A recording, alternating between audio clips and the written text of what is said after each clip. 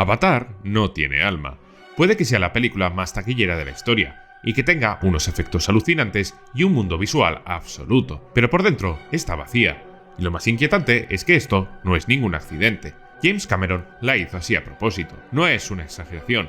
Él mismo lo reconoció en entrevistas. The simplicity of the story seems to transcend cultures very, very easily. Telling a story that was simple in an archetypal manner that located them comfortably so they could have an emotional reaction. Porque lo más importante de Avatar no es en sí la película, sino que todo lo que te vende a su alrededor.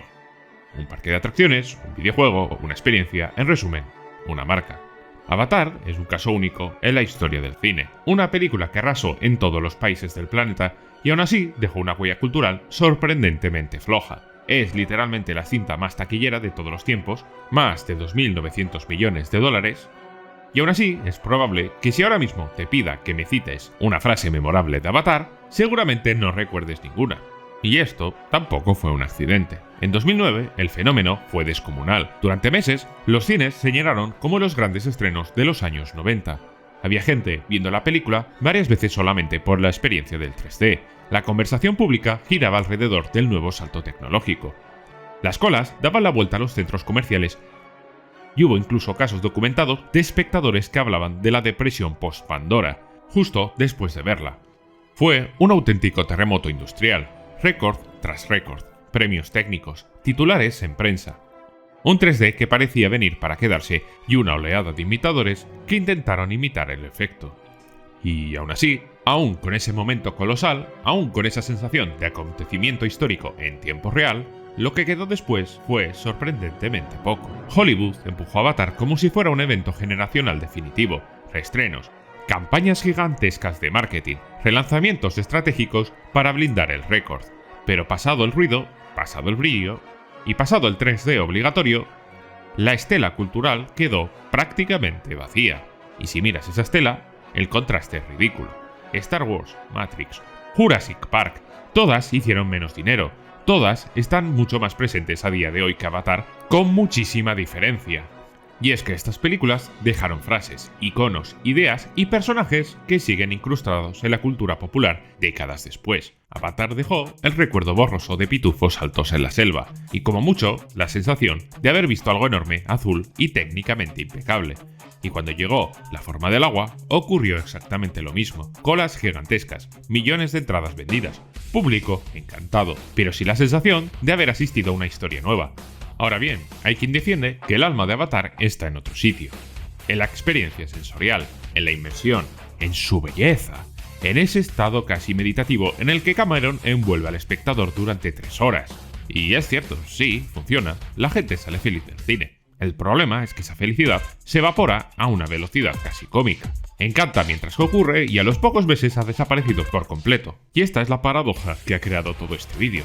No se trata de un fracaso cultural por torpeza narrativa, porque James Cameron otra cosa no, pero sabe contar historias, sino de otra cosa, algo mucho más deliberado, un tipo de cine experiencia diseñado para fascinar en la sala y desvanecerse cuando sales de esta, un espectáculo perfecto diseñado para ser inocuo.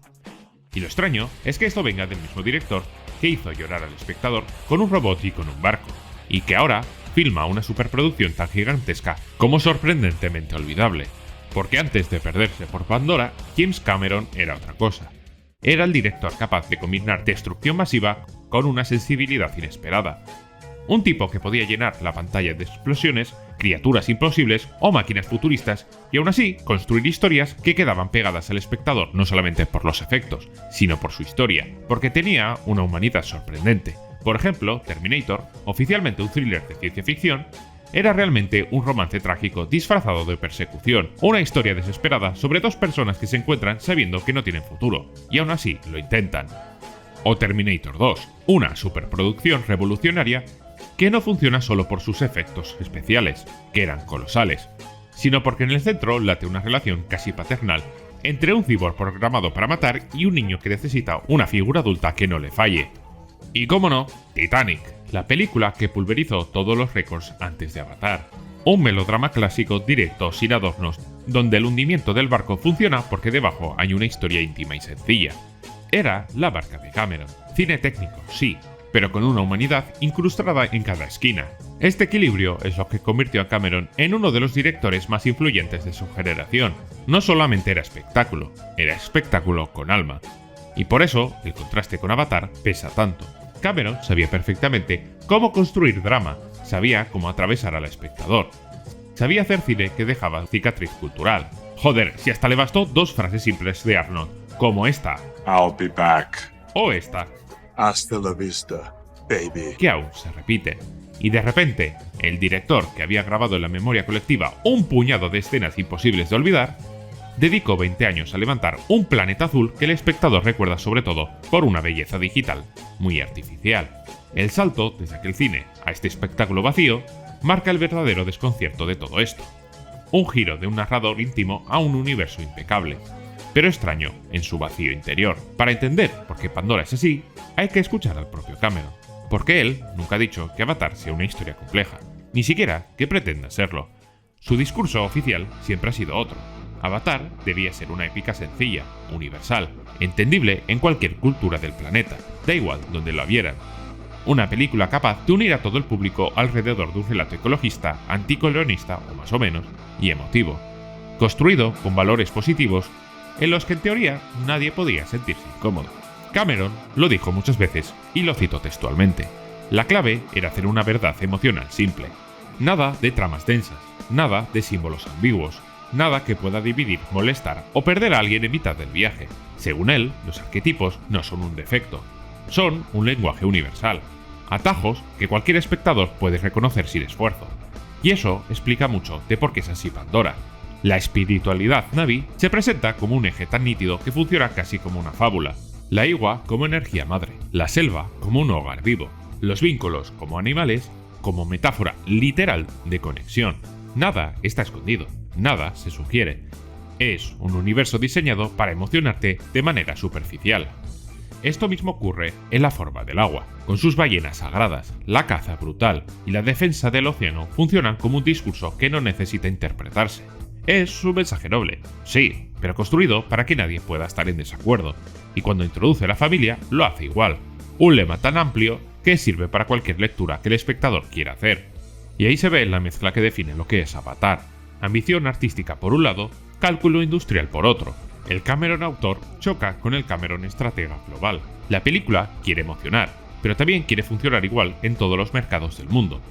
Y esa doble visión condiciona el tipo de historia que puede permitirse. Una tan limpia, tan segura, tan previsible, que por fuerza acaba siendo muy ligera y muy olvidable. Porque cuando tu objetivo es que todo el planeta entienda el mensaje, la historia tiene que adelgazar hasta quedarse en un esqueleto que todo el mundo pueda entender de un simple vistazo, indiferentemente de dónde viva. Y aún así, incluso con esa simplicidad narrativa, Avatar impone respeto en un terreno donde Cameron nunca ha flaqueado, nunca. La técnica, porque si algo puede negarse de Pandora, no es la escala técnica. En lo visual, Avatar no es una película, es una catedral. Un templo levantado con millones de horas de experimentación, prototipos descartados y cacharros que no existían antes de que Cameron se los inventara. Para empezar, tenemos el sistema de cámara estereoscópica Fusion, una locura tecnológica que permitía controlar en tiempo real la profundidad del 3D. Ese invento convirtió a Pandora en algo vivo. La película no jugaba como otros 3Ds baratos de "te lanzo cosas a la cara".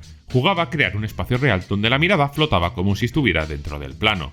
Después llegó la captura de movimiento, y aquí Cameron volvió a empujar el medio hasta sus límites. Musculatura facial, mapa de tensiones, redes neuronales primigenias para suavizar expresiones y evitar el famoso valle inquietante. Era la primera vez que un actor podía interpretar la cara completa sin desaparecer detrás de una máscara digital rígida. Los Na'vi existen porque alguien se dejó la piel literalmente para que cada ceja, cada gesto y cada expresión pudiera registrarse en tiempo real.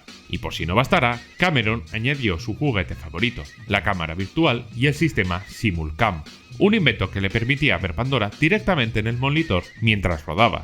Esta obsesión la lleva mucho más allá en la forma del agua, con captura submarina de verdad, volúmenes dobles, luz ultravioleta, entrenamiento de apnea con los actores. Todo para que, cuando la cámara se metiera en el océano de Pandora, pareciera un documental exótico. De hecho, las secuencias del arrecife no funcionan ni tienen el planteamiento de escenas de una película tradicional. Funcionan como un tour submarino diseñado para que el espectador sienta que ha pagado la entrada para ver un ecosistema en un parque de atracciones, pero en formato digital. Y aquí está el núcleo de todo este asunto. Avatar es una megacatedral técnica, un monumento audiovisual, pero esa misma ambición la convierte en otra cosa, una experiencia sensorial donde la cámara es simplemente un desfile. Sobrevuela montañas flotantes como si estuviera grabando un parque natural, se sumerge en un océano como si fuera una atracción, y recorre Pandora con una fascinación que la historia prácticamente se tiene que hacer a un lado para que no estorbe. Porque cuando alguien levanta un decorado tan caro, no se puede permitir que una historia arriesgada lo ponga en peligro. Por eso el guión de Avatar se retrae, por eso se simplifica, por eso evita el conflicto profundo, porque la película en el fondo funciona como un parque temático. Y el asunto es que Cameron realmente llevaba avisando de esto desde hacía años. De hecho, llegó a decir textualmente que Avatar era su versión de Pocahontas en clave espacial, así sin rodeos. Una película que él mismo dijo que no estaba pensada para ser sutil. Y esto no queda aquí. Cuando analizas la trama, no descubres un nuevo mito, sino un Frankenstein de otras historias. Tiene cosas de Bailando con Lobos, del Último Samurái, del Libro de la Selva. Influencias que son explícitas y son citadas abiertamente, esto no es ningún secreto. Y por eso la historia es así. Jake Sully, el protagonista, es un marine literalmente recién llegado, que no solamente aprende el camino, la lengua y la cultura Na'vi, sino que termina convertido en el jinete legendario de este bicho gigante. El héroe legendario, un símbolo profético y un líder militar de un pueblo que en teoría debía enseñarle a él. Y que por cierto, el bicho este no vuelve a salir en la segunda, porque eso de la continuidad, si molesta, te lo ajusta la fiscalía en un momento. Pero de eso ya hablamos luego. La película sigue un esquema clásico, extranjero que se vuelve nativo, un recurso con poca complejidad, la misma que tienen sus villanos. El coronel, por ejemplo, es una caricatura militarista, un dibujo animado con esteroides. Y el problema es que la forma del agua, el patrón, se repite casi al milímetro. Y construir una buena trama se toma tan poco en serio que reciclan incluso al villano. En la segunda, se revive al coronel en un cuervo Na'vi y a tomar por culo, ¿para qué más? Simplemente vuelve porque la franquicia lo necesita, punto. Y no contentos con eso, encima le añaden un hijo humano, Spider, que además nunca se menciona en Avatar 1. Un hijo que parece que el coronel ha parido por esporas. Pero lo de este hijo no es lo único, también está Kiri, la hija milagro nacida del Avatar de Grace, interpretada otra vez por Sigourney Weaver. Porque la historia de Avatar se resume en Siempre que vean una cosa así, lo hizo un mago. pero de manera permanente. Porque al final la película es más un National Geographic de bichos inventados que una historia en sí. De hecho, la segunda parte de Avatar recicla todo de la primera. En ambas, la historia se organiza relativamente igual. Ataque al hogar, huida, aprendizaje en un nuevo entorno, crisis familiar, escalada bélica y batalla final. Y al final parece que has visto la misma película 2 veces. Y aún así, sería injusto decir que no hay momentos donde se asoma algo de alma. En Avatar 2, La forma del agua, hay escenas de duelo que tocan. Momentos de ternura real entre padres e hijos. Y es que Cameron sabe cómo tocarte el corazón, pero la estructura lo ahoga. La historia no se puede permitir muchos de estos momentos porque lo importante sigue siendo el paseo por el parque temático. Y es una lástima porque Cameron sabe perfectamente cómo mezclar espectáculo y humanidad. Porque quien crea que, por ejemplo, Terminator 1 y 2 solo va de un robot persiguiendo a una madre y a su hijo, le invito a que vuelva a verla. O mejor aún, que se vea mis análisis y te cuelo otra chapa como la que estás viendo ahora.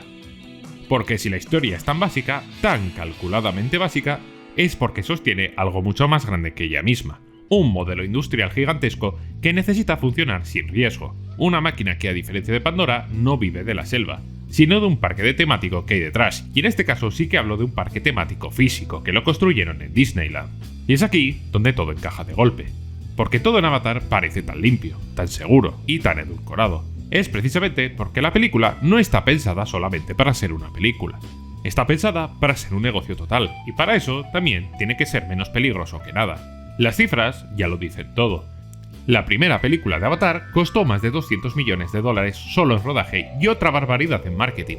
Con La forma del agua, Cameron dijo directamente que la secuela tenía que quedar entre las películas más taquilleras de la historia para empezar a ser rentable. Para empezar, dijo, no para ganar dinero, solamente para no perder dinero. Con esos presupuestos, la película no se puede permitir fallar, y por lo tanto la trama tampoco puede arriesgar en nada y tiene que ser lo más neutra posible. Y es que el plan nunca fue hacer solamente una película, fue hacer literalmente un oleoducto azul, un universo pensado para rodar secuelas en bloque, reciclar sus sets digitales, reutilizar los rigs, reutilizar las criaturas, reutilizar todo lo que pudiera amortizar la inversión. Y ahí entra Disney, que ve Pandora y aparte de pensar en un parque de atracciones, piensa en un videojuego, en una suscripción a Disney Plus, piensa en toneladas de merchandising.